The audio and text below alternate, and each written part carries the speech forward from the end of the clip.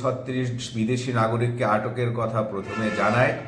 এরপর তাদের দেশ নিশ্চিত হওয়ার পর শুক্রবার পুলিশের মহাপরিদর্শক মালয়েশিয়ার তিনি ব্রিফিং করেন এবং সাংবাদিকদের জানান এই ঘটনাটি আন্তর্জাতিক গণমাধ্যমে ব্যাপক প্রচার হয়েছে।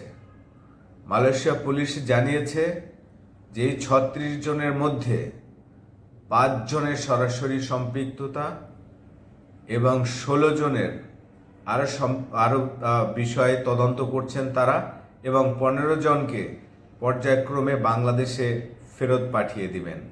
যে 5 জনের বিরুদ্ধে ইতিমধ্যে প্রমাণিত হয়েছে যে তারা একটি নিষিদ্ধ ঘোষিত সংগঠন বা সন্ত্রাসী সংগঠনের সঙ্গে যুক্ত ছিল, তাদের বিরুদ্ধে মামলা হয়েছে এবং তাদেরকে আদালতের মাধ্যমে ডিটেনশনে পাঠানো হয়েছে, জিজ্ঞাসাবাদ করা হচ্ছে। বাকি যে 15 জনকে বাংলাদেশে পাঠাবে পর্যায়ক্রমে জিজ্ঞাসাবাদ করে তদন্ত করে, আর 16 জনের বিষয় এখনও সিদ্ধান্ত হয়নি, তাদের জিজ্ঞাসাবাদ চলছে।